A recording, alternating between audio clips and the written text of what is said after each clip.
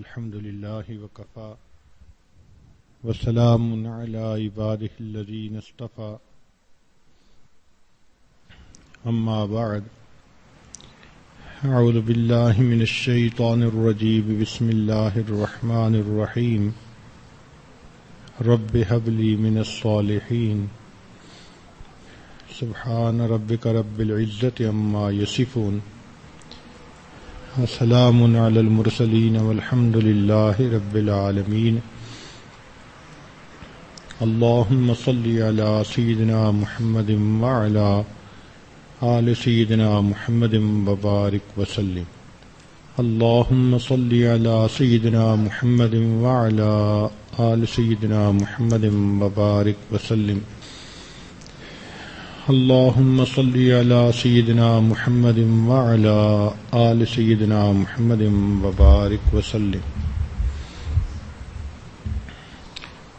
آج کا عنوان ہے بچوں کی اخلاقی تربیت، کہ ماں باپ بچوں کو خوش اخلاق کیسے بنائیں. انسان کو دنیا میں مل جل کر رہنے کا حکم دیا گیا. بہتر انسان وہ ہے جو دوسروں کے ساتھ اچھا برتاؤ کرے، اچھے انداز سے پیش آئے، لوگوں کے لیے رحمت بن کر رہے، زحمت بن کر نہ رہے. اس میں اصول یہ ہے کہ ماں باپ کے طور طریقوں کا عکس بچے کے اندر آتا ہے. انگریزی میں کہتے ہیں children always copy their parents, کہ بچے ہمیشہ اپنے ماں باپ کی نقل کرتے ہیں. تو اگر ماں باپ کے اخلاق اچھے ہوں، ماں باپ ملنسار ہوں، تو بچوں کے اندر یہ صفت خود بخود پیدا ہو جاتی ہے. بچے اپنے ماں باپ کو اس قدر کاپی کرتے ہیں کہ ہمارے ایک واقف تھے، وہ چیف انجینئر تھے، منگلا ڈیم میں کام کرتے تھے. ان کو اکثر گورنمنٹ آفیسرز کے فون آتے رہتے تھے بجلی کے بارے میں. تو ان کی عادت تھی کہ جب بھی وہ فون اٹھاتے تھے تو کہتے تھے hello chief engineer Mangla speaking. وہ کہنے لگے کہ ایک دن میں نہا کے واش روم سے باہر نکلا تو میں نے دیکھا کہ فون کی گھنٹی بج رہی ہے. تو میرا 3-4 سال کا چھوٹا بیٹا وہ بھاگا ہوا گیا اور اس نے جا کر فون کا کریڈل اٹھا کے اپنے کان سے لگایا اور کہنے لگا hello chief engineer Mangla speaking. تو اس طرح چھوٹے بچوں کے دل و دماغ میں وہ باتیں نقش ہو جاتی ہیں جو وہ ماں باپ کو کرتا ہوا دیکھتے ہیں. تو ماں باپ کو چاہیے کہ وہ اپنے اندر خوش اخلاقی پیدا کریں. اگر ماں باپ ہی ہر وقت ایک دوسرے سے جھگڑتے رہتے ہیں، اونچا بولتے رہتے ہیں، ایک دوسرے کو لاجکس ہی دیتے رہتے ہیں، تو اگر یہ اندر کی جنگ ہی ختم نہیں ہوتی تو بچہ کیا خوش اخلاق بنے گا. خوش اخلاق بنانے کے لیے بچے کو قریب کرنا پڑتا ہے. اس میں سے سب سے پہلا پوائنٹ ہے کہ بچے کا بوسہ لینا. ماں باپ جب اپنے بچے کا بوسہ لیتے ہیں تو بچوں کے اندر دل میں ماں باپ کی محبت بڑھ جاتی ہے. سیدنا رسول اللہ صلی اللہ علیہ وسلم باوجود اس کے کہ ساری دنیا کے انسانوں سے زیادہ متقی تھے، ساری دنیا کے انسانوں سے زیادہ خاشع تھے، ساری دنیا کے انسانوں سے زیادہ اللہ سے ڈرنے والے تھے، مگر بچوں کے ساتھ اتنا پیار سے پیش آتے تھے کہ حیران ہوتے ہیں. عائشہ صدیقہ رضی اللہ تعالی عنہا فرماتی ہیں کہ ایک اعرابی نے نبی علیہ الصلوۃ والسلام سے پوچھا، اے اللہ کے نبی صلی اللہ علیہ وسلم، ہم تو اپنے بچوں کو بوسہ نہیں دیتے. نبی علیہ الصلوۃ والسلام نے فرمایا کہ اگر اللہ تعالیٰ تمہارے دل سے رحم نکال دے تو میرے اختیار میں کیا ہے. یہ بخاری شریف کی روایت ہے. اور ابو ہریرہ رضی اللہ عنہ کی روایت ہے کہ ایک مرتبہ حسن رضی اللہ تعالیٰ عنہ نبی علیہ السلام کے نواسے آپ صلی اللہ علیہ وسلم کی گود میں کھیل رہے تھے. آپ صلی اللہ علیہ وسلم نے ان کو بوسہ دیا تو اقرا بن حابس رحمۃ اللہ علیہ بیٹھے تھے. کہنے لگے اے اللہ کے نبی صلی اللہ علیہ وسلم میرے 10 بچے ہیں اور میں تو کسی کو بوسہ نہیں دیتا. نبی علیہ السلام نے فرمایا من لا یرحم لا یرحم، کہ جو بندہ رحم نہیں کرتا اس پر رحم نہیں کیا جاتا. بخاری شریف کی ایک اور روایت ہے، عائشہ صدیقہ رضی اللہ تعالی عنہا کے پاس ایک ماں آئی، اس کے 2 بچے تھے. تو عائشہ صدیقہ رضی اللہ تعالی عنہا نے اس کو 3 کھجوریں عطا فرمائیں. اب ماں نے 3 میں سے ایک کھجور تو بچوں کو دے دی اور تیسری کھجور خود کھانے کی بجائے انتظار کرتی رہی. جب دونوں بچوں نے اپنے حصے کی ایک کھجور کھا لی تو اس ماں نے اپنی کھجور کے 2 ٹکڑے کر دیے اور پھر ایک بچے کو دے دی اور دوسرے بچے کو دے دی. تو عائشہ صدیقہ رضی اللہ عنہا بڑی حیران ہوئی. نبی علیہ الصلوۃ والسلام تشریف لائے تو ان کے سامنے یہ واقعہ سنایا. تو نبی علیہ الصلوۃ والسلام نے فرمایا کہ اس نے بچوں پر رحم کیا، اس کے بدلے اللہ نے اس پر رحم کیا. انس رضی اللہ عنہ روایت کرتے ہیں کہ نبی علیہ الصلوۃ والسلام نے ارشاد فرمایا کہ میں لمبی نماز ادا کرنا چاہتا ہوں مگر کسی بچے کے رونے کی آواز سن کر نماز کو مختصر کر دیتا ہوں، کیونکہ مجھے معلوم ہوتا ہے کہ بچے کے رونے سے اس کی ماں پر کیا بیت رہی ہوتی ہے. سبحان اللہ. نبی علیہ الصلوۃ والسلام کے دل میں کتنا گداز دل تھا، کتنا حساس دل تھا کہ ایک چھوٹے بچے کے رونے پر باجماعت نماز کو مختصر فرما دیتے تھے. ترمذی شریف کی روایت ہے، ابو قتادہ رضی اللہ عنہ فرماتے ہیں کہ نبی علیہ الصلوۃ والسلام اپنی نواسی امامہ بنت زینب، نبی علیہ الصلوۃ والسلام کی بڑی صاحبزادی کا نام زینب تھا، ان کو دین کی خاطر بہت تکلیف پہنچائی گئی اور اسی تکلیف میں ان کی وفات ہوئی. ان کی ایک بیٹی تھی جس کا نام امامہ تھا. نبی علیہ السلام اس سے بہت محبت فرماتے تھے.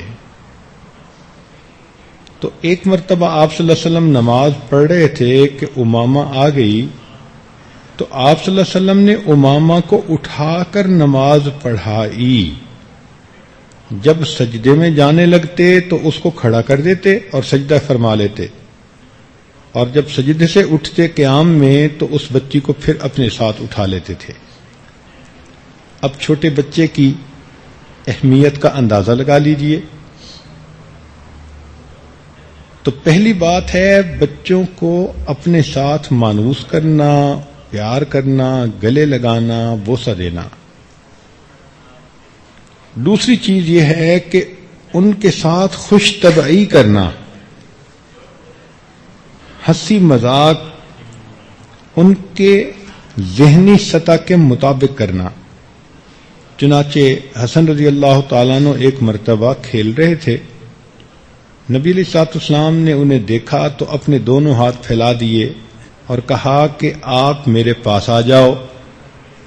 اب حسن رضی اللہ عنہ اور ادھر ادھر بھاگنے لگے تو اللہ کے نبی جس طرف وہ بھاگتے ادھر رخ فرما لیتے اور انہیں اپنے پاس بلاتے رہے، حتیٰ کہ کافی دیر کے بعد وہ بھاگتے بھاگتے آپ کی طرف آئے تو نبی علیہ السلام نے ان کو اپنے بازوؤں میں لے کر اپنے گلے سے لگا لیا اور ان کو ماتھے کا بوسہ دیا. ابو ہریرہ رضی اللہ عنہ فرماتے ہیں کہ نبی علیہ الصلوۃ والسلام ایک مرتبہ کھڑے تھے، سیدنا حسین رضی اللہ تعالیٰ عنہ آئے، یہ چھوٹے بچے تھے، تو آپ صلی اللہ علیہ وسلم نے ان کو اپنے پاؤں پر کھڑا کیا، یعنی ان کے پاؤں نبی علیہ السلام کے مبارک پاؤں کے اوپر تھے تو پھر نبی علیہ السلام کہنے لگے ہاتھ کو پکڑ کر کہ میرے اوپر چڑھو، ذرا غور کیجئے گا۔ اب وہ بچہ پاؤں کے اوپر پاؤں رکھ کر جیسے سیڑھیوں پہ کوئی چڑھتا ہے تو نبی علیہ الصلوۃ والسلام کی مبارک ٹانگوں کے اوپر پاؤں رکھ رکھ کے چڑھنے لگا۔ اوپر سے ہاتھ تو آپ صلی اللہ علیہ وسلم نے پکڑے ہی ہوئے تھے، تو آپ صلی اللہ علیہ وسلم اس کے ہاتھوں کو اوپر کھینچتے گئے اور وہ آپ کی مبارک ٹانگوں پہ قدم رکھتے رکھتے رکھتے اتنا اونچا چڑھا کہ اس کے پاؤں نبی علیہ السلام کے سینے مبارک تک آ گئے۔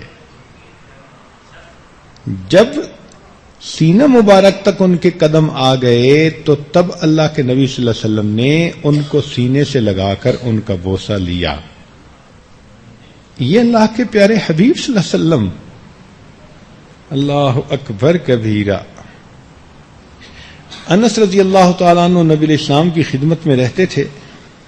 حدیث پاک میں آتا ہے کہ نبی علیہ السلام ان کو کہتے تھے اے دو کانوں والے۔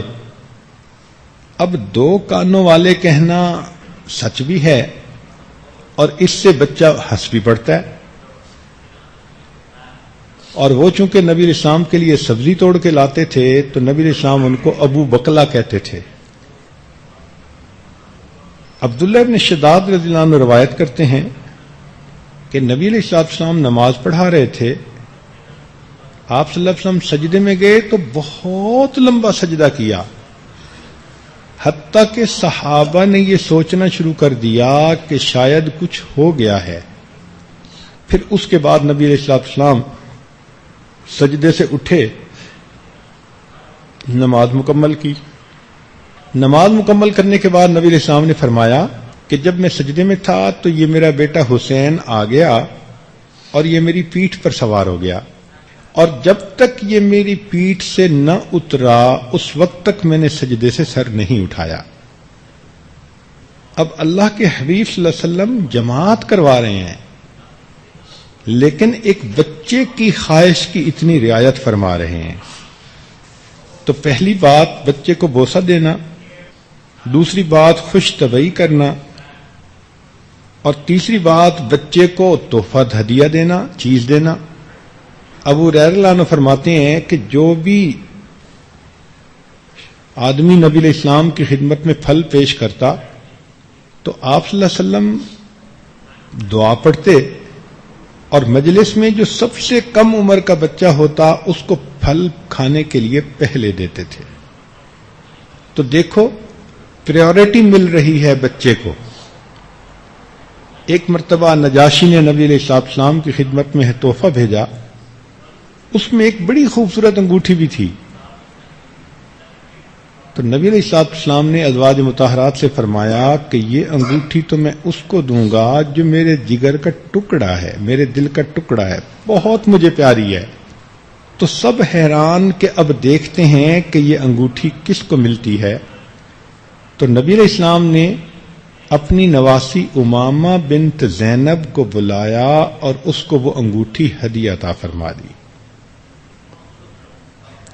جابر رضی اللہ تعالیٰ عنہ روایت کرتے ہیں کہ ایک مجلس میں نبی علیہ السلام کے سامنے ایک بڑے برتن میں حلوہ لایا گیا، تو آپ صلی اللہ علیہ وسلم نے اس کو صحابہ کے اندر ڈسٹریبیوٹ کیا۔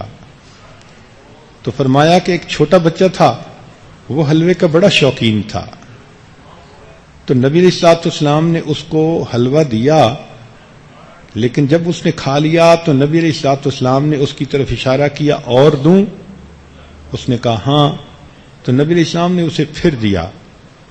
جب اس نے وہ حصہ بھی کھا لیا تو نبی علیہ السلام نے تیسری مرتبہ اشارہ کیا کہ تمہیں پھر دوں؟ اس نے کہا ہاں، تو 3 مرتبہ بچے کو دیا، 1 مرتبہ بڑوں کو دیا۔ چوتھا ہوتا ہے بچے کے سر کے اوپر ہاتھ پھیرنا۔ اس سے بچوں کو یوں محسوس ہوتا ہے کہ ہمارے سر کے اوپر کوئی سائبان ہے، کوئی چھتری ہے، اور ہم کسی کی کوریج میں ہیں، کوئی ہمیں اون کرتا ہے۔ اس لیے ماں باپ کو چاہیے کہ کبھی کبھی بچوں کو پاس بلائیں، بوسہ لیں، سینے سے لگائیں، ان کے سر پہ شفقت محبت کا ہاتھ پھیریں۔ انس اللہ عنہ فرماتے ہیں کہ نبی علیہ الصلوۃ والسلام انصار کے بچوں کو سلام فرماتے اور ان کے سر پر ہاتھ پھیرتے تھے، یعنی بچے کھیل رہے ہوتے تھے تو دیکھیے کہ بچوں کو نہیں فرماتے تھے کہ تم مجھے سلام کرو، اللہ کے نبی صلی اللہ علیہ وسلم خود بچوں کو سلام فرماتے اور پھر ان کے سر پر ہاتھ بھی پھیرتے تھے۔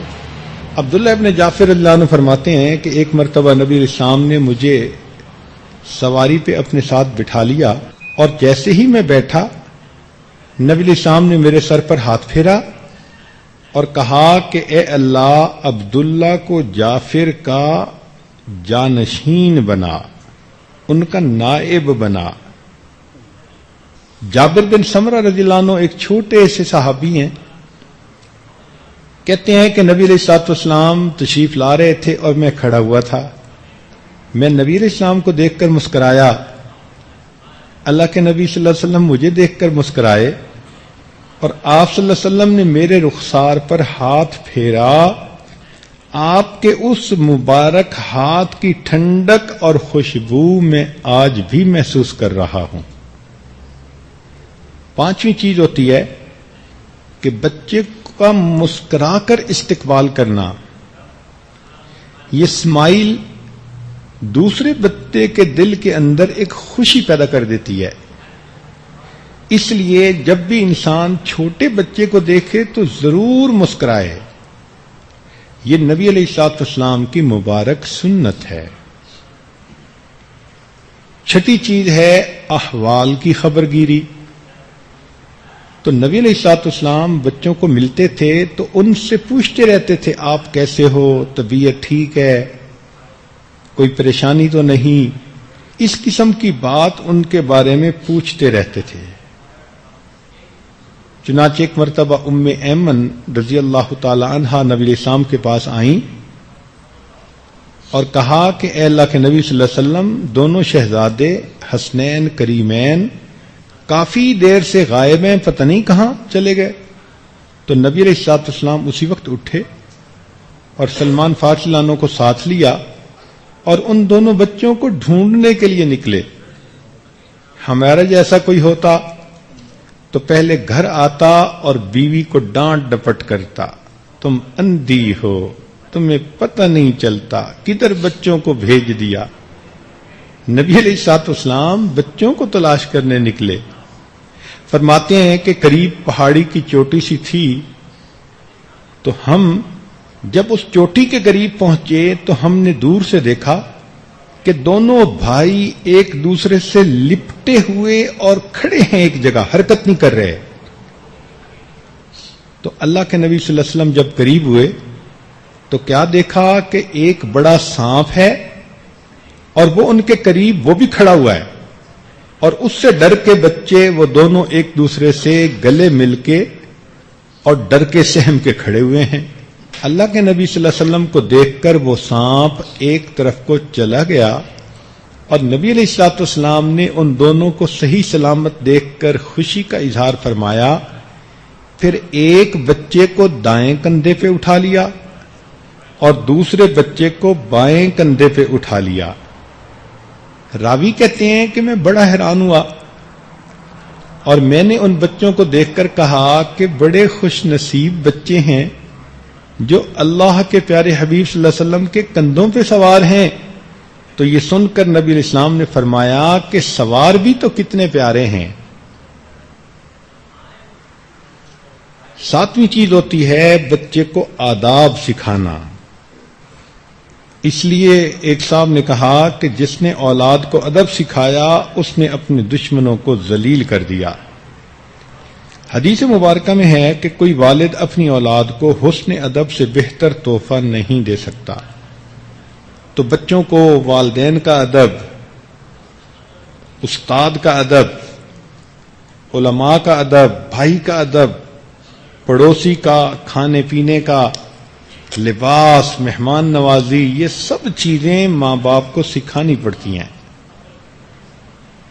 اس کے لیے با ادب با نصیب کتاب کا اگر آپ مطالعہ رکھیں اور کھانے کے وقت کھانے کے آداب ڈسکس کر لیں، کپڑے پہناتے ہوئے کپڑوں کے آداب، مجالس کے اندر مختلف آداب اگر بچوں کو سمجھاتی رہیں تو بچے باادب بن جائیں گے. بچوں کے اندر پھر کچھ عادتیں پیدا کرنی پڑتی ہیں. مثلا ایک عادت ہے سچ بولنا. یہ اتنی اہم عادت ہے کہ جب تک بچے کے اندر سچ بولنے کی عادت پیدا نہ ہو اس کے اندر اچھا انسان پیدا نہیں ہوتا.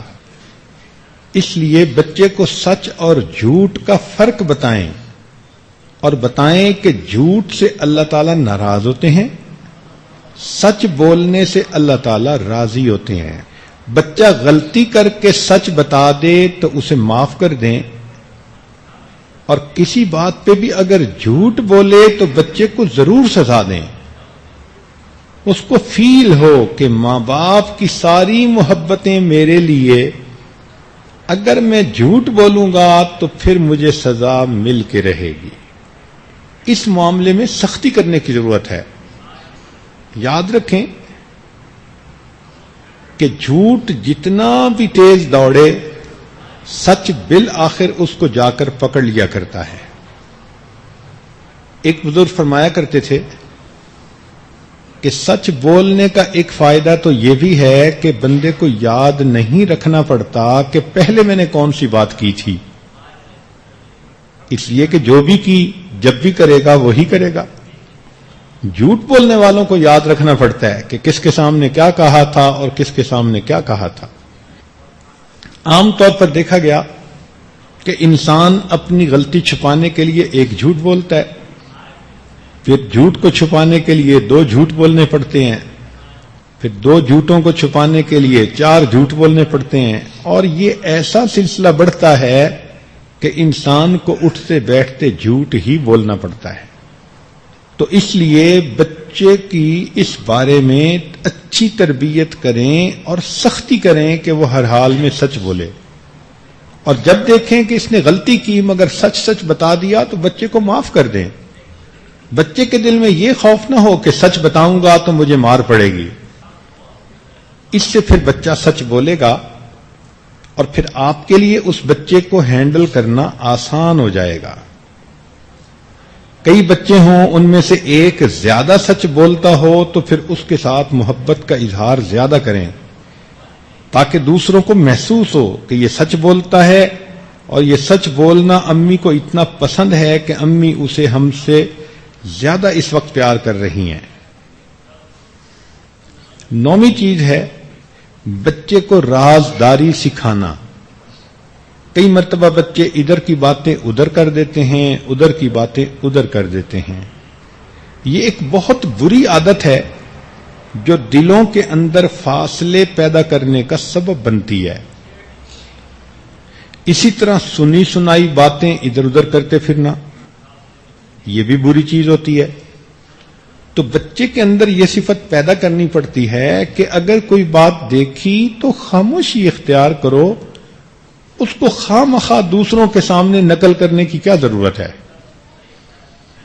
انس لانو کہتے ہیں کہ میں کھیل رہا تھا، اللہ کے نبی صلی اللہ علیہ وسلم تشریف لائے اور آپ نے مجھے کسی کام کے لیے بھیجا اور خود وہیں تشریف فرما ہوئے. میں کام کرنے کے لیے چلا گیا، کام میں مجھے کافی دیر لگ گئی. واپس آیا تو نبی علیہ السلام خوش ہوئے. جب گھر آیا تو والدہ نے پوچھا کہ بیٹے تم اتنی دیر کہاں رہے؟ تو میں نے بتایا کہ نبی علیہ السلام نے مجھے ایک کام بھیجا. تو ماں نے پوچھا کہ بیٹے کیا کام بھیجا؟ تو میں نے کہا کہ یہ نبی علیہ السلام کا راز ہے، میں کیوں بتاؤں؟ تو میری والدہ بہت خوش ہوئی اور مجھے فرمانے لگیں کہ اے بیٹے نبی علیہ السلام کے رازوں کی حفاظت کرنا.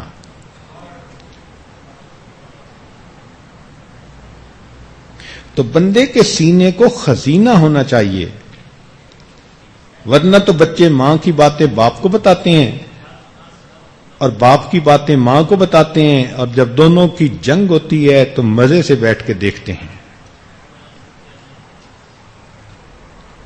10ویں چیز بچوں کے اندر امانت داری کو پیدا کرنا. بددیانتی انسان کی شخصیت کو بگاڑ دیا کرتی ہے. ایسا انسان بے اعتبارہ ہو جاتا ہے. حدیث مبارکہ میں نبی علیہ السلام نے فرمایا کہ بیٹا اپنے باپ کے مال کا نگہبان ہوتا ہے. یعنی جیسے انسان اپنے مال کی خود حفاظت کرتا ہے، اس کو ضائع ہونے سے بچاتا ہے، چوری سے بچاتا ہے، تو بیٹا بھی اپنے باپ کے مال کا اسی طرح نگہبان ہے، وہ بھی اس میں امانت داری کا معاملہ کرتا ہے. نبی علیہ الصلوۃ والسلام اتنے امین تھے کہ کافر بھی آپ کو صادق الامین کہا کرتے تھے کہ آپ ہمیشہ سچ بولتے ہیں اور آپ امانت کا خیال کرتے ہیں. آپ ذرا سوچئے کہ وہ قریش مکہ جو نبی علیہ الصلوۃ والسلام کے جانی دشمن ہیں، جو آپس میں مشورے کر رہے ہیں دار الندوہ میں کہ نبی علیہ الصلوۃ والسلام کو کس طرح حبس سے بیجا میں رکھیں یا شہید کر دیں، اور پھر ہر قبیلے کا ایک ایک بندہ لے کر رات کو انہوں نے گھر کا محاصرہ کر لیا. اللہ کے نبی صلی اللہ علیہ وسلم گھر سے نکلنا چاہتے ہیں تو آپ کے پاس ان کافروں کی امانتیں پڑی ہوئی تھیں، تو آپ صلی اللہ علیہ وسلم نے علی لانوں کو اپنے بستر پہ سلایا اور ان کے ذمے لگایا کہ یہ فلاں فلاں امانتیں ان کے حوالے کر کے تم بعد میں میرے پاس مدینہ آ جانا. حیرت ہوتی ہے، یہ لوگ جان کے دشمن ہیں اور اس حال میں بھی اللہ کے نبی صلی اللہ علیہ وسلم ان کی امانتوں کا لحاظ فرما رہے ہیں. تو مومن اتنا امین ہوا کرتا ہے. چنانچہ ایک جہاد میں دشمن بادشاہ قتل ہوا، مسلمانوں کو اللہ تعالی نے فتح عطا فرما دی، مال غنیمت کو تقسیم کر دیا گیا، لوگ خوش تھے، مطمئن تھے. بہت دن گزرے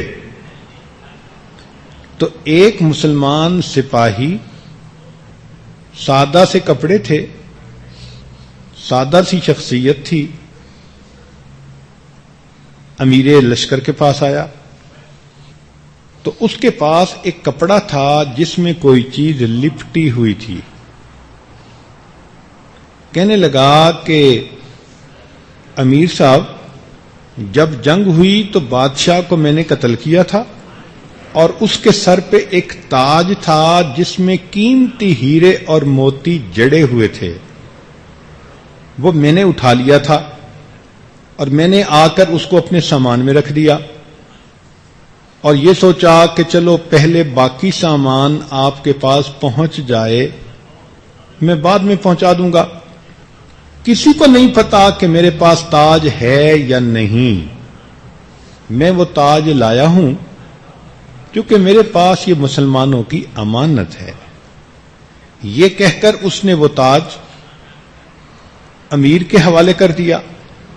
امیر کے ہاتھ میں جب تاج آیا تو وہ دیکھ کر حیران، اتنے قیمتی ہیرے اور موتی جڑے ہوئے تھے کہ اگر یہ سپاہی اس کو اپنے پاس رکھ لیتا اور ایک ایک ہیرے موتی کو بیچتا رہتا تو پوری زندگی کا خرچہ اس کا نکل جاتا، اور کسی کو پتہ بھی نہیں تھا کہ تاج کس کے پاس ہے. اور یہ سپاہی از خود اس تاج کو واپس کرنے کے لیے آ گیا. تو امیر نے اس تاج کو اپنے ہاتھ میں لے کر خوش ہو کر اس سے پوچھا کہ تمہارا نام کیا ہے؟ تو اس مجاہد نے پیٹھ پھیری واپس جانے کے لیے اور بادشاہ کی طرف پیٹھ پھیر کر کہا کہ جس اللہ کی رضا کے لیے یہ تاج میں نے واپس کیا وہ میرا نام بھی جانتا ہے، میرے باپ کا نام بھی جانتا ہے. اللہ اکبر کبیرہ. کہ جس اللہ کی رضا کے لیے میں نے یہ تاج واپس کیا ہے وہ میرا نام بھی جانتا ہے، میرے باپ کا نام بھی جانتا ہے. یعنی مجھے آپ سے اپریسیشن کے دو لفظ بھی سننے کی ضرورت نہیں ہے. اس کو اخلاص کہتے ہیں. اور یہ امانت داری صحابہ رضی اللہ تعالی عنہم کی زندگیوں میں تھی. 11ویں چیز ہے بچے کو سمجھانا کہ سینہ بے کینہ ہونا چاہیے. کینہ کہتے ہیں کسی کی بات ناپسند آئی، کسی سے جھگڑا ہوا، کسی نے تکلیف دی، اس کے بارے میں دل کے اندر ایک دشمنی کا جذبہ پیدا ہو جاتا ہے، ناپسندیدگی کا جذبہ پیدا ہو جاتا ہے. اس کو کینہ کہتے ہیں. تو بچوں کو سمجھاتے رہنا چاہیے کہ سینے سے کینے کو ختم کر دیں تاکہ ان کے اندر معافی کی عادت پیدا ہو. ورنہ دیکھا گیا ہے کہ جس کسی کے بارے میں دل میں کینہ ہو، بندہ اس کا برا چاہتا ہے، حتیٰ کہ اس کا کچھ اچھا ہو تو بندے کو وہ بھی پسند نہیں آتا. اس کو خوشی کیوں ملی یہ بھی بری لگتی ہے. اس لیے ہمارے بزرگوں نے کہا کہ کینہ رکھنے والا انسان اللہ کی تقسیم پر ناخوش ہوا کرتا ہے. کہ اگر دشمنوں کو اللہ نے کوئی نعمت دی تو اس کے دل کو تکلیف پہنچ رہی ہے کہ ان کو یہ کیوں ملی. تو سینہ بے کینہ اللہ رب العزت کو بہت پسند. انس رضی اللہ عنہ فرماتے ہیں کہ نبی علیہ السلام نے ارشاد فرمایا، اے بیٹے، اگر تم صبح و شام اس حال میں کر سکو کہ تمہارے سینے میں کسی کے بارے میں کینہ نہ ہو تو ایسا کر لو، یہ میری سنت ہے، اور جو میری سنت پر عمل کرے گا وہ جنت میں میرے ساتھ ہوگا. تو مستورات کو چاہیے کہ آج نبی علیہ السلام کی اس سنت پر عمل کریں اور دلوں میں جس کسی کے خلاف بھی کوئی بات ہے اس کو اللہ کی رضا کے لیے معاف کر دیں. ساس بہو کو معاف کر دے، بہو ساس کو معاف کر دے، بہن بہن کو معاف کر دے، رشتہ دار عورتیں ایک دوسرے کو معاف کر دیں. اس معافی کی اہمیت کا اندازہ کیجئے کہ حدیث مبارکہ میں ہے کہ لیلۃ القدر میں اللہ رب العزت سب گناہگاروں کی بخشش کر دیتے ہیں. جن کے دل میں کسی کے بارے میں کینہ ہوتا ہے اللہ تعالیٰ اس کی مغفرت نہیں فرماتے. تو اگر شب قدر میں بھی مغفرت نہیں ہوئی تو پھر کیا بنا ہمارا. اور اب 27 رمضان تو ویسے بھی قریب. تو اس لیے مستورات کو چاہیے کہ جس کسی سے ناراضگی ہے، خفا ہیں، تکلیف پہنچی، دل میں کوئی بات ہے، تو بس ایک دوسرے سے پہلے ہی معافی تلافی کر لیں تاکہ 27 کی رات ہماری ایسی ہو کہ اگر اللہ رب العزت ہماری بخشش کا ارادہ فرمائیں تو یہ کینہ اس کے راستے میں رکاوٹ نہ کہیں بن جائے. اور یہی صفت پھر بچوں کے اندر بھی پیدا کرنی چاہیے. تاہم یہ ایک آگ ہوتی ہے جس میں بندہ خواہ مخواہ جلتا رہتا ہے. تو کیا ضرورت ہے اپنی زندگی کو بے قرار کرنے کی. اس کا علاج سن لیجئے. ہمارے مشائخ کو اللہ رب العزت جزائے خیر عطا فرمائے، قدم قدم پر انہوں نے ہماری رہنمائی فرمائی. چنانچہ انسان اگر کسی کے بارے میں دل میں کینہ محسوس کرے تو مشائخ نے فرمایا کہ اس کا طریقہ یہ ہے کہ اس بندے کے بارے میں اللہ کے سامنے دعا کریں. جب آپ اس کے بارے میں دعا کریں گے تو خود بخود دل میں خیر خواہی آ جائے گی اور کینہ دل سے نکل جائے گا. 12ویں اور آخری چیز، بچے کو خوش اخلاقی کی تعلیم دینا. ایسی احادیث سنائی جائیں، ایسے واقعات سنائے جائیں کہ جس سے بچے کے اندر خوش اخلاقی پیدا ہو. خوش اخلاقی پیدا کرنے کی اہمیت بچے کے سامنے کھولنی چاہیے. چنانچہ حدیث پاک میں ہے، اکمل المؤمنین ایمانا احسنہم خلقا، کہ ایمان والوں میں سب سے کامل ایمان والا وہ ہے جس کے اخلاق سب سے اچھے اور بہتر ہیں. تو بچے کو سمجھائیں کہ تم جتنی خوش اخلاقی اپنے اندر پیدا کرو گے اتنا تمہارا ایمان زیادہ مکمل ہوگا. ترمذی شریف کی روایت ہے کہ ایک مسلمان جب دوسرے مسلمان کو دیکھ کر مسکراتا ہے تو یہ مسکرانا اس کے حق میں صدقے کا ثواب لکھا جاتا ہے۔ اب دیکھیں مسکراہٹ میں کیا لگتا ہے، لیکن صرف مسکراہٹ پر اگر بندے کے نام اعمال میں صدقے کا ثواب لکھا جائے تو کتنی آسان نیکی ہے۔ ایک روایت میں ہے کہ دو مسلمان بھائی جب آپس میں ملتے ہیں تو وہ اپنے ہاتھ ایک دوسرے سے نہیں الگ کرتے، اس سے پہلے اللہ ان کے گناہوں کو اس طرح ختم کر دیتے ہیں جس طرح پت جھڑ کے موسم میں درختوں کے پتے ختم ہو جاتے ہیں۔ نبی علیہ الصلوۃ والسلام کی مبارک عادت تھی کہ جب کسی کو مصافحہ کرتے تو جب تک وہ نہ چھوڑتا آپ ہاتھ کو نہیں چھوڑتے تھے، پہلے نہیں چھوڑتے تھے۔ اللہ کے حبیب صلی اللہ علیہ وسلم اتنا گرم جوشی سے ملتے تھے، کھلے چہرے کے ساتھ، مسکراتے چہرے کے ساتھ۔ حدیث مبارکہ میں ہے، نبی علیہ الصلوۃ والسلام کی حدیث، عائشہ صدیقہ رضی اللہ عنہا راویہ ہیں، فرماتی ہیں کہ نبی علیہ الصلوۃ والسلام جب بھی گھر میں تشریف لاتے تھے مسکراتے چہرے کے ساتھ آیا کرتے تھے۔ میرے آقا صلی اللہ علیہ وسلم کی یہ کتنی پیاری سنت ہے، اگر خامند بھی مسکراتا ہوا گھر میں آیا کرے اور بیوی کو بھی اللہ توفیق دے کہ وہ بھی خامند کو مسکراتے دیکھ کے مسکرایا کرے تو سارے گھر میں مسکراہٹیں ہوں گی۔ طبرانی شریف کی روایت ہے، نبی علیہ الصلوۃ والسلام نے ارشاد فرمایا کہ سب سے افضل عمل کسی مومن کے دل کو خوش کرنا ہے۔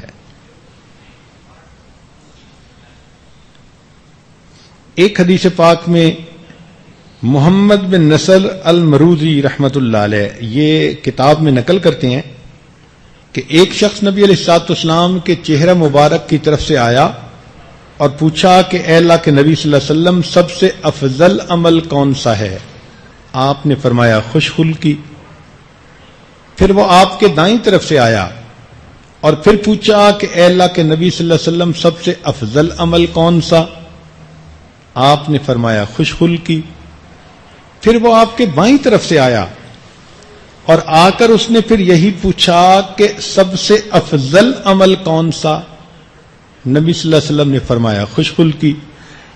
پھر وہ بندہ نبی علیہ السلام کی پشت مبارک کی طرف سے آیا اور پھر اس نے یہ پوچھا کہ اے اللہ کے نبی صلی اللہ علیہ وسلم سب سے افضل عمل کون سا؟ نبی علیہ السلام نے اس کی طرف مڑ کر دیکھا اور فرمایا تجھے کیا ہو گیا؟ تو کیوں نہیں سمجھ رہا کہ افضل ایمان لانے کے بعد سب سے افضل عمل خوش خلقی ہوتی ہے؟ تو اللہ کے پیارے حبیب صلی اللہ علیہ وسلم کو یہ خوش خلقی اتنی پسند تھی۔ حدیث مبارکہ میں ہے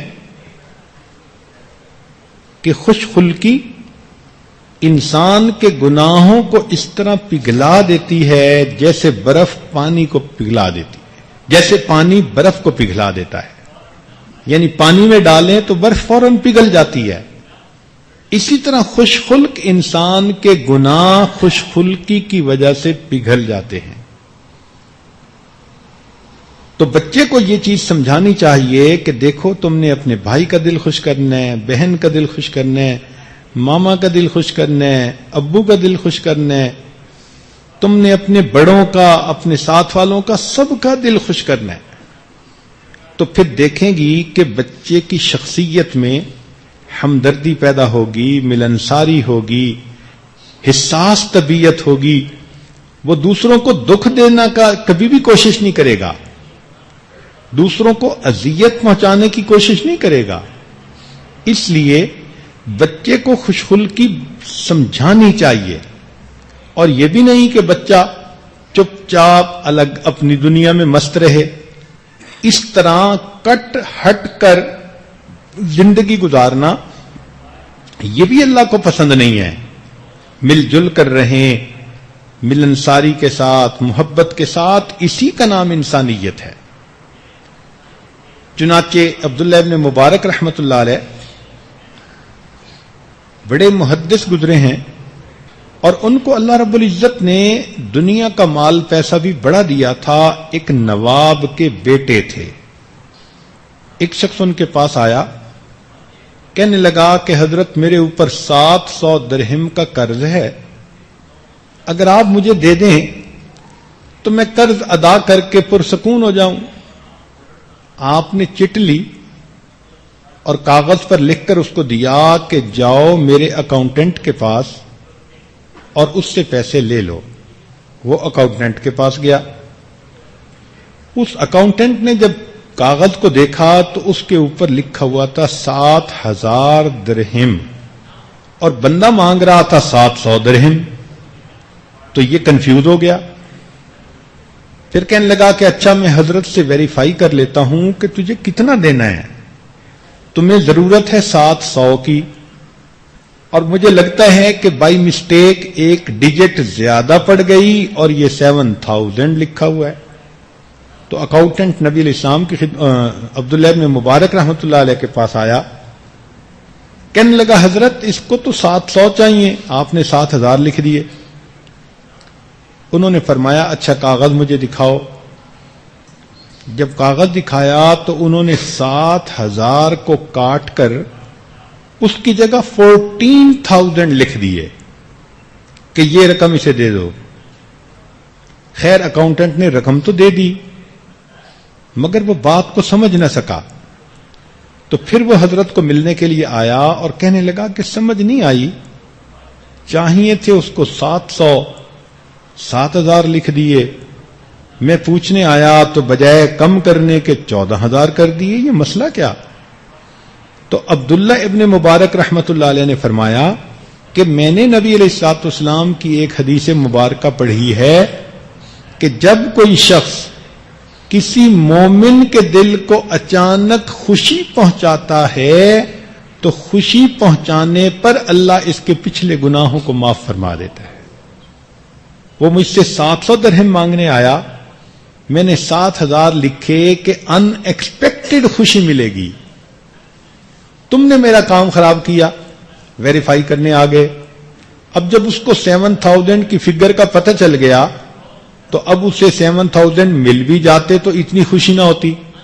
تو میں نے اس کو کاٹ کر 14,000 کیا کہ اب پھر ان ایکسپیکٹڈ اس کو خوشی ملے گی تو اللہ تعالیٰ میرے پچھلے گناہوں کو معاف فرما دیں گے. آپ بھی کبھی اپنے خاوند کو ان ایکسپیکٹڈ خوشی پہنچایا کریں, بچے کو بھی سمجھائیں کہ وہ بھی اسی طرح اپنے ماں باپ کا اچانک دل خوش کرے, ایسی بات کرے, ایسا کام کرے کہ ان کا دل خوش ہو جائے. اس طرح بچے کے دل میں دل کو خوش کرنے کی اہمیت واضح ہوتی ہے. ایک بات یہاں پر سمجھنا ضروری کہ دل خوش کرنے سے مراد شریعت کے دائرے کے اندر رہتے ہوئے کوئی کام کرنا. یہ نہیں ہے کہ بچے کو کوئی کہے میرے ساتھ بیٹھ کے ٹی وی دیکھو میں بہت خوش ہو جاؤں گا, یا کسی عورت کو کوئی کہے تو میرے پاس آ جاؤ میں بہت خوش ہو جاؤں گا. نہیں, معصیت کے ذریعے کسی کو خوش نہیں کرنا, نیک اور جائز کام کے ذریعے کسی کا دل خوش کرنا. اس پر یہ سب اجر انسان کو نصیب ہوتا ہے. تو جب بچے کے اندر یہ صفت پیدا ہوتی ہے تو بچہ ایک محبوب شخصیت بن جاتا ہے. ہر ماں چاہتی ہے کہ اس کا بچہ ایسا ہو کہ ہر کوئی اسے پسند کرے, اس کی بیٹی ایسی ہو کہ ہر کوئی پسند کرے. تو اس کے لیے بچوں کے اندر خوش خلقی کی عادت ڈالیے, صفت پیدا کیجئے اور ان کے سامنے اس کی تعلیم دیجئے. کتابوں میں سے خوش خلقی کے واقعات پڑھ پڑھ کے سنائیے, جو تجربے میں واقعات مشاہدے میں آئے ہوں وہ ان کو سنائیے, تاکہ بچے دوسروں کے کام آئیں اور دوسروں کے ساتھ ایک اچھا انسان بن کر پیش آئیں. اللہ کے پیارے حبیب صلی اللہ علیہ وسلم کی زندگی ہر قدم پر ہمارے لیے رہنمائی کرتی ہے. آپ صلی اللہ علیہ وسلم کی خوش اخلاقی کا کیا عالم. ایک واقعہ سنا کر بات کو مکمل کرتا ہوں. جوانی کی عمر ہے, مکہ مکرمہ میں اللہ کے حبیب صلی اللہ علیہ وسلم جا رہے ہیں، ایک بڑھیا اپنی گٹھڑی کو لے کر اپنے دروازے کے سامنے بیٹھی ہے. آپ صلی اللہ علیہ وسلم نے محسوس کیا کہ اس کو مدد کی ضرورت ہے. پوچھا اماں میں آپ کی مدد کر سکتا ہوں؟ اس نے کہا ہاں بیٹا، میں شہر سے باہر ایک جگہ جانا چاہتی ہوں، سامان بھاری ہے اٹھایا نہیں جاتا، تو میں کسی کا انتظار کر رہی ہوں. آپ صلی اللہ علیہ وسلم نے فرمایا کہ اماں یہ سامان میں اٹھا لیتا ہوں. ذرا سوچئے، اللہ کے پیارے حبیب صلی اللہ علیہ وسلم نے اس بڑھیا کا سامان سر پر اٹھا لیا اور اس کے ساتھ ساتھ مکہ مکرمہ سے باہر کی طرف چل پڑے. جب ذرا آبادی سے باہر نکلے تو بڑھیا نے آپ سے باتیں کرنی شروع کر دیں. کہنے لگی کہ بیٹا تمہیں پتا ہے میں کیوں باہر جا رہی ہوں؟ آپ نے پوچھا بتائیں. کہنے لگی کہ ایک آدمی ہے جس نے نبوت کا دعویٰ کیا ہے اور اس کی وجہ سے لوگ اپنے ماں باپ کے دین کو چھوڑ کر اس کے پیچھے لگ رہے ہیں. مجھے ڈر ہوا کہ کہیں میں بھی ایسا نہ کر بیٹھوں، تو میں مکہ چھوڑ کے فلاں جگہ جا رہی ہوں تاکہ میں ماں باپ کے دین پر قائم رہوں. وہ باتیں سنا رہی ہے اور اللہ کے نبی صلی اللہ علیہ وسلم باتیں سن رہے ہیں، اور وہ نصیحت کر رہی ہے کہ بیٹا تم ماں باپ کے دین پر جمے رہنا، اگر کبھی موقع ملے تو اس کی بات مت سننا، وہ تو کوئی جادوگر ہے، دلوں پہ اثر کر دیتا ہے، بندے کا دل چھین لیتا ہے اور لوگ اس کے پیچھے لگ جاتے ہیں، اس کی بات میں بڑی کوئی تاثیر ہے. جتنی باتیں بھی وہ کر رہی تھی، اللہ کے پیارے حبیب صلی اللہ علیہ وسلم باتیں خاموشی سے سن رہے تھے اور اس کا سامان لے کر چل رہے تھے. جب اس کو اس کی جگہ تک پہنچایا، بڑھیا بڑی خوش ہوئی، کہنے لگی نوجوان تو کتنا اچھا ہے، ذرا اپنا نام بتا، میں اگر کبھی مکہ مکرمہ واپس آئی تو میں تجھے ضرور ملوں گی، تو مجھے بیٹوں کی طرح پیارا لگتا ہے. جب بڑھیا نے پوچھا تو اللہ کے نبی صلی اللہ علیہ وسلم نے فرمایا اماں جس نوجوان کے بارے میں سارے راستے آپ بات کرتی آئی ہیں میں وہی نوجوان محمد ہوں. یہ اللہ کے حبیب صلی اللہ علیہ وسلم کی خوش اخلاقی دیکھیے. اس عورت کو کیا پتا تھا کہ جس نے میرا سامان اٹھایا اس نے تو پوری انسانیت کا بوجھ اپنے کندھوں پہ اٹھایا ہوا ہے. یہ ہمارے آقا ہیں، یہ ہمارے سردار ہیں، جنہوں نے اس طرح خوش خلقی کے ساتھ پیش آنے کی ہمیں تعلیمات دیں. اللہ تعالی ہمیں خوش اخلاقی نصیب فرمائے، اور اب تک ہم نے جو بد اخلاقی کی وجہ سے لوگوں کے دل دکھائے، اللہ تعالی ہمارے ان گناہوں کو معاف فرمائے. وآخر دعوانا ان الحمد للہ رب العالمین. تھوڑی دیر مراقبہ کر لیجئے، آنکھوں کو بند کر لیجئے، سر پہ جھکا لیجئے. دنیا اور جو کچھ دنیا میں ہے اس سے ہٹ کٹ کے اللہ رب العزت کی یاد میں ڈوب جائیے.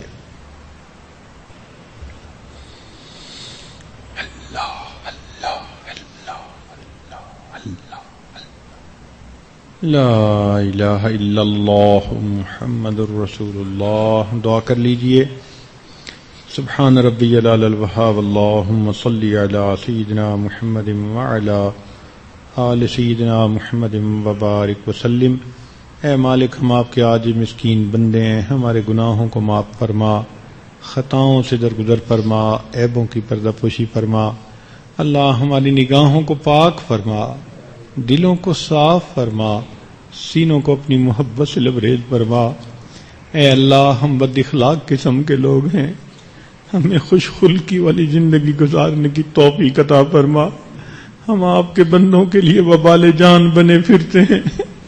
میرے مولا ہمارے اس گناہ کو معاف فرما. بات بات پہ دوسروں کا دل دکھا دیتے ہیں، اگنور کر دیتے ہیں. میرے مولا ہم حیوان ہیں، ہمیں صحیح معنوں میں انسان بنا. اللہ ہماری اولادوں کے اندر بھی خوش خلقی کو پیدا فرما، اچھے مینرز ہمیں اپنانے کی توفیق عطا فرما، اچھی ہیبٹس اپنے اندر پیدا کرنے کی توفیق عطا فرما. اے اللہ نبی علیہ السلام کے اچھے اخلاق کا ہمیں نمونہ عطا فرما، ان اخلاق عظیمہ کی جھلک ہماری زندگیوں میں پیدا فرما. میرے مولا اٹھے ہاتھوں کو قبول فرما، اے اللہ ہمیں ضائع ہونے سے محفوظ فرما۔ رمضان مبارک کے آخری دن گزرتے جا رہے ہیں، میرے مولا ہمارے گناہوں کی مغفرت فرما۔ اے کریم آقا رحمتوں کا معاملہ فرما۔ آپ کی بندیاں اپنے گھروں سے چل کے یہاں آتی ہیں، آپ کے سامنے دامن پھیلاتی ہیں، اس بات کو مانتی ہیں کہ ہمارا کوئی پروردگار ہے جس سے ہم نے گناہوں کی معافی مانگنی ہے۔ اے کریم پروردگار ہمارے گناہوں کو معاف کر دیجئے، اٹھے ہاتھوں کی لاج رکھ لیجئے۔ اے اللہ سینکڑوں عورتیں اور سینکڑوں مرد اے اللہ آواز سن رہے ہیں، اپنی رحمت سے اللہ سب کے گناہوں کو معاف فرما دیجئے۔ اے کریم رحمت کا معاملہ فرما دیجئے۔ اے اللہ یہ رحمت کا مہینہ مغفرت کا عشرہ ہے، اپنی رحمت سے اللہ اس آگ سے آزادی کے عشرے میں ہماری مغفرت فرما دیجئے۔ رب کریم درگزر کا معاملہ فرمائیے۔ اے اللہ ہمیں محروم نہ کیجئے، اپنی رحمت سے محروم نہ کیجئے۔ اے کریم آقا اٹھے ہاتھوں کی لاج رکھ لیجئے، میرے مولا ہمیں ریا سے بچا لیجئے، دکھاوے سے بچا لیجئے، نفاق سے بچا لیجئے۔